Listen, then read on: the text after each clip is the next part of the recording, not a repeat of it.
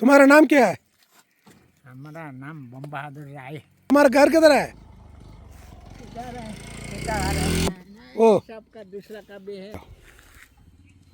अच्छा भाई बोलो बाय। பண்ணிங்க. ஒரு 3 இருக்கு. ஒவ்வொன்றும் 5000 ரூபாய் கொடுத்து வாங்கினாராம். 15,000 ரூபாய் கொடுத்து வாங்கியிருக்கிறாரு. வளர்க்குறாங்க பாரு உள்ளியே. 15,000 ரூபாய் இது மொத்தம். அப்போ இது பெருசாச்சுன்னா ஒன்னே 20,000 ரூபாய் கிடைக்குமா. அப்போ கிட்டத்தட்ட 60,000 ரூபாய், 15,000 ரூபாய் வித்துட்டு 60,000 ரூபாய் ஒரு 3 மாசத்துல கிடைக்கும் அப்படின்னு சொல்றாரு. அப்போ இந்த மாதிரி வந்து இது மனுஷன் வந்து சாப்பிட்றதுனால இது வந்து நிறைய விலை போகும் அப்படின்னு சொல்றாங்க. அதுக்கு அடுத்து நம்ம பார்த்தோம்னா அப்படியே இந்த வாழை மரங்கள் எங்க பாருங்க. வாழை மரங்கள் எப்படி உங்களுக்கு சாகுபடி பண்றதுன்னு தெரியல. நம்ம ஒரு சில விஷயங்கள் நம்ம சொல்லி கொடுத்தோம் இப்படியெல்லாம் இருக்கா, ஒன்னும் இல்லடா ஆடு இருக்குடா, ஆட்டு சாணத்தை போடுறா அப்படின்னு. அப்படி ஆட்டு சாணத்தை போடலாமா அப்படின்னாரு. ஆடு இருக்கு, உங்களுக்கு 2-3 ஆடு இருக்கு, ஆட்டு சாணத்தை போடுங்க, அந்த பில்லெல்லாம் எடுங்க அப்படின்னு. சார் இது கற்றுக் கொடுக்கறதுக்கு எனக்கு ஆள் இல்லை. பாருங்க இங்க இருக்கா, இங்க பாருங்க, இங்க இருக்கா, இன்னும் உள்ள போக நிறைய இருக்கு. அப்படியே அந்த பக்கம் பாருங்க, அதோ அங்க ஒண்ணு இருக்கு, இங்க ஒண்ணு இருக்கு, நிறைய காய்கள் காய்க்குதுங்க, எல்லா வளமும் இருக்குங்க. அதாவது எப்படி பயன்படுத்துறதுன்னு தெரியல. ஒரு பாட்டு கூட ஒன்று இருக்குல்ல, என்ன வளம் இல்லை திருநாட்டில், உன் கையை ஏந்த வேண்டும் வெளிநாட்டில், ஒழுங்காய் பாடுபடு வயல் காட்டில், உயரும் முன் மதிப்பு அயல் நாட்டில் விவசாயி. இங்க பாருங்க, இது என்ன தெரியுமா, உருளைக்கிழங்கு. அந்த உருளைக்கிழங்கு எப்படி பண்ணணும்னு தெரியலங்க. பாத்தி வச்சு அந்த களையெல்லாம் எடுத்து பண்ணணும்னு தெரியல. ஃபுல்லாக உருளைக்கிழங்கு நல்ல சாகுபடி, நல்லா சம்பாதிக்கலாங்க. ஆனால் இவங்களுக்கு வந்து அந்த சரியான வழிமுறைகள் யாரும் கற்றுக் கொடுக்க மாட்டேன்றாங்க. அரசு ஊழியர்கள் அவங்க போகலாம், அந்த ஸ்கீமுங்கெல்லாம் இருக்கு, ஆனால் கற்றுக் கொடுக்க மாட்டேறாங்க. இதெல்லாம் எடுத்துக்கிட்டிங்கன்னா அந்த உருளைக்கிழங்கு தான், இது ஃபுல்லாக உருளைக்கிழங்கு. எங்கே பாருங்க எடுத்துக்கிட்டிங்கன்னா அந்த கீரை வகைகள். இங்க பாருங்க, கீரை விதைச்சிருக்கிறாங்க, சரியா பராமரிக்கிறது இல்லை, அதுக்கு உண்டான எருவு போடுறதில்ல. மண் வளம், சரியான மண் வளம். அதுக்கப்புறம் இன்னொன்று சொன்னார், சொல்றது பார்த்தா தமாஷா இருந்தது. அவர் சொல்லும்போது நான் வீடியோ எடுக்கல, அது நல்லா இருக்காதுன்றதுனால. இங்க பாருங்க பீன்ஸ் செடிங்க, பீன்ஸ் செடி பாருங்க, ஒரு பந்தலே போடாம நேர நிக்க வச்சிருக்கிறாரு பாருங்க. பாருங்க எல்லா செடியுமே நேர நிக்க. இப்படி இருந்தா காய் காய்க்குமாங்க? நேர போது மறுபடியும் ரிவர்ஸ் வருது, சுத்துது பாருங்க. அது அங்க பாருங்க எவ்வளவு ஹைட்டு, அத எவ்வளவு ஹைட்டு போகுது பாத்தீங்களா? இப்படி இருந்தா எப்படா காய் காய்க்குன்னு கேட்டா என்ன பண்ணுன்னு கேட்டாரு. பந்தல போட சொன்ன குறுக்க மாதிரி அந்த ஒரு கட்டை எடுத்து காமிச்சு, இந்த ஒரு கட்டையை பிடுங்கி, இந்த கட்டையை பிடுங்கி காமிச்சேன் அவங்களுக்கு. பிடுங்கி இப்படி இப்படி எல்லாம் பண்ணணும் அப்படின்னு இந்த பக்கம் குறுக்க போட்டு, இப்படி குறுக்க போட்டு ஒரு பந்தல் மாதிரி அமைச்சா நல்லா.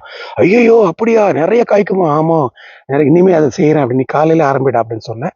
இதெல்லாம் எங்களுக்கு சொல்லி கொடுக்கறதுக்கு ஆளே இல்லை சார் அப்படின்னாப்புல. சார் நீங்க செய்யுங்கன்னு சொல்லிட்டு முடிஞ்ச அளவுக்கு நம்மளால முடிஞ்ச ஒரு சமூக பணி. பாருங்க காய் நல்லா வந்திருக்கு, ஆனா பாருங்க அதுல எவ்வளவு புழு அடிச்சிருக்கு பாருங்க, வேஸ்டா போயிட்டு இல்லை. அப்போ அந்த செடிக்கு என்ன வைக்கணும்ன்றது அவங்களுக்கு தெரியல. அது சொல்லி கொடுத்தேன், எனக்கு தெரியாது, இருந்தாலும் நெட்ல சர்ச் பண்ணி என்னென்ன பண்ணணும்ன்றத சொல்லி கொடுத்தேன். ஃபுல்லா உருளைக்கிழங்கு, அதுல இருந்து இது வரல எடுத்துக்கிட்டீங்கன்னா ஃபுல்லா உருளைக்கிழங்கு தாங்க. பாருங்க ஃபுல்லா உருளைக்கிழங்கு. இன்னொன்று பார்த்தீங்கன்னா அந்த பக்கம் அதாவது வந்து குகீனா, குகீனா இல்லை என்ன சொல்லுவாங்க, அபினா, அந்த பேர் என்ன சொல்லுவீங்க, போதைப் பொருள் உபயோகிப்பாங்கல்ல, அது இருக்கு. அது என்ன சொல்றேன்னா, சார் அது போதைப் பொருள் வந்து நிறைய நாங்கள் நடுவோம் அப்படின்றாப்புல. என்னடான்னு கேட்டாக்கா, அது தப்பு இல்லையா அந்த மாதிரி இல்லை, இங்கெல்லாம் வந்து அரசு அனுமதி பெற்று செய்கிறாங்களாம். கிட்டத்தட்ட 30-40% பேர் வந்து இங்கே போதைப் பொருளுக்கு அடிமையாக இருப்பாங்க. அதனால ஜாகிரதையா இருக்கணும் இங்கெல்லாம் வரும்போது. ஸோ நம்மளும் ஒன்றும் செய்ய மாட்டாங்க. நம்ம வேலை உண்டு, நம்ம ஒன்று போனோம்னா அவங்கள நம்மளை டிஸ்டர்ப் பண்ண மாட்டாங்க. அதனால அதுக்கு 30-40% பேர் வந்து பார்த்தீங்கன்னா போதைப் பொருள் யூஸ் பண்றவங்க. ஸோ போதைப் பொருள் யூஸ் பண்றவங்க. அதனால நம்ம என்ன பண்ண, நம்ம உண்டு நம்ம வேலை உண்டுன்னு இருக்கணும், அவ்வளவுதான். மற்றபடி எல்லாம் அவங்கள நம்ம டிஸ்டர்ப் பண்ணக்கூடாது. ஸோ நம்மள ஒன்றும் செய்ய மாட்டாங்க, நல்ல மரியாதை கொடுக்குறாங்க, நல்ல பாதுகாப்பும் கொடுக்குறாங்க, நல்ல வெல்கம் பண்றாங்க. ஸோ அந்த அளவுக்கு இருக்கு. அப்போ நம்ம அடுத்து நம்ம பார்த்தோம்னாக்கா, இங்க இருக்கு பாருங்க பைனாப்பிள் செடிங்க. அப்படியே வாங்க நான் காமிக்கிறேன். பைனாப்பிள் செடி இங்க இருக்கு பாருங்க, பைனாப்பிள் செடி இருக்கு. இது கூட பாருங்க கீழே களை எடுக்காம அப்படியே வச்சிருக்கிறாங்க கீழே ஃபுல்லா. ஸோ அதை சொல்லி கொடுத்தேன், நீங்க என்ன பண்ணா நல்லா இருக்கும் அப்படின்றத அதை சொல்லி கொடுத்தேன். இந்த ஆடுங்கன்னு சொன்னேன் இல்லையா, இப்போதான் ஆடுங்க அப்படி உள்ள போச்சு. ஸோ வாழ்வாதாரம் எப்படி இருக்குன்னு கற்றுக் கொடுத்தாவே இவங்க கற்றுக்குவாங்க. அதனால தயவு செஞ்சு சொல்கிறேன், அந்த ஒரு சில விஷயங்கள் எல்லாம் நம்ம எச்சரிக்கையாக கையாளணும். அதாவது பார்த்தீங்கன்னா கஷ்டப்பட்டு உழைச்சி முன்னுக்கு வந்தாதான் அது வந்து நமக்கு நிலைச்சு நிற்கும்ன்றத நம்ம மைண்ட்ல நம்ம ஃபர்ஸ்ட் வச்சுக்கணும். இவ்வளோ பாருங்க, இவ்வளோ வளங்கள் இருக்கு. பாருங்க எப்படி இருக்கு பாருங்க. அந்த பழம் மட்டும் பாருங்களேன், எப்படி இருக்கு பாருங்க. சுத்தமா பூச்சி அடிச்சிருக்கு பாருங்க, பூச்சி அடிச்சிருக்கு பழங்கள் எல்லாம். அப்போ என்ன அர்த்தம்? சரியான பராமரிப்பு இல்லை. ஸோ விவசாயம் எப்படி செய்யணுன்றது நம்மளுடைய.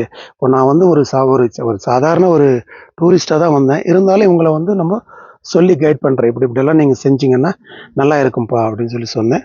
அவங்களும் அதை ஏற்றுக்கிட்டாங்க. எங்களுக்கு சொல்கிறதுக்கு ஆள் இல்லை சார் அப்படின்னு சொன்னாங்க. ஸோ அதனால் தயவு செஞ்சு சொல்கிறேன், விவசாயம் என்பது நமக்கு கை கொடுக்குற ஒரு ஒரு மாபெரும், அப்புறம் பார்த்தீங்கன்னா ஒரு வரலாற்று சிறப்பு மிக்க வருமானம். அதனால விவசாயத்தை மட்டும் கைவிட்டுறாதீங்க. விவசாயம் இருந்தால் தான் நம்ம எல்லாருமே பிழைக்க முடியும். ஆட்டு சாணம் இதை சொல்லி கொடுத்தேன். ஆட்டு சாணம் பாருங்க, எங்கே பார்த்தாலும் ஆட்டு சாணம் இருக்கு பாருங்க. இதெல்லாம் சொல்லி கொடுத்தேன். இதெல்லாம் போடுறா, எருவை போடுங்க அப்படின்ட்டு. நிறைய ஃபுல்லாக காஞ்சி போயிருப்பாரு, நிறைய இருக்குது ஆட்டு சாணம். ஆனால் இதை அப்படியே விட்டுறாங்க இவங்க. கீழே ஆடு இருக்குது, அதை அப்படியே விட்டுறாங்க. நான் சொன்னேன், அதை நல்லா சுற்றி ஒரு ரவுண்டு மாதிரி போட்டு அதுக்குள்ளே நீங்கள் அந்த ஆட்டு சாணம் போட்டு தண்ணி ஊற்றுனீங்கன்னா, இப்போ காயிற பப்பாயா இருக்குல்ல, இதை விட பல மடங்கு நீ அறுவடை பண்ணலாம். நிறைய இருக்கு பாருங்க சைடில். ஆனால் அது சத்து இல்லாத, மூட்டை சத்து இல்லை. காய்க்கிறது என்னமோ மரம் நல்லா காய்க்குது, ஆனால் ஊட்டச்சத்து இல்லாததுனால தான் அது வந்து காய்க்கிறது என்ன பண்ணுறதுன்னு தெரியாமல் மரமே முழிச்சுக்கிட்டு இருக்கு இவங்ககிட்ட. ஸோ இது மாதிரி இயற்கையே இவங்ககிட்ட தின்னாடுதுன்னா சரியான ஆளுங்க வந்து வழிகாட்டுறதுனால தான். ஸோ அதனால் இது நம்ம வீட்லேயும் செடிங்க இருந்து அந்த மாதிரி பண்ணுங்க. அதுவும் நமக்கு வந்து வாழ்வாதாரத்தை கொடுக்குது இல்லைங்களா? ஸோ நம்ம அதை செய்யணும். காம்பவுண்ட் வால் பாருங்கள், அது என்ன காம்பவுண்ட் வால் போட்டு அந்த வீடு என்ன கட்டுறாங்களோ அதை வீடு தான் சோறு மாதிரி கட்டினாங்கல்ல, இதுக்கும் அதே தான் காம்பவுண்ட் வால் மாதிரி போட்டு பாருங்க. ஒரு பெரிய அந்த மூங்கில் கொம்பை உடைச்சி இந்த மாதிரி பண்ணாங்கன்னா அப்படியே இதுவாகுது பாருங்க. நல்லா இருக்கு பாருங்க. இது எல்லாம் அதுதான். இந்த மூங்கில் கொம்புங்க எங்கே பார்த்தாலும் உங்களுக்கு மூங்கில் கொம்புங்கெல்லாம் இலவசமாக நிறைய கிடைக்குங்க. பக்கத்தில் காடு இருக்குது நிறைய, கிட்டத்தட்ட பார்த்தீங்கன்னா 60% காடு தான் இவங்களுக்கு. நல்லா உழைக்கலாங்க, நல்லா சம்பாதிக்கலாங்க. இவங்க இயற்கையே நல்லா சாப்பிட்டு நல்லா இருக்கலாம். எல்லாம் நோஞ்சா மாதிரி இருக்கிறாங்க. நம்ம என்ன சொல்கிறது பாவம் அவங்களுக்கு. ஸோ ஏதோ முடிஞ்ச அளவுக்கு சொல்லி கொடுத்தேன்.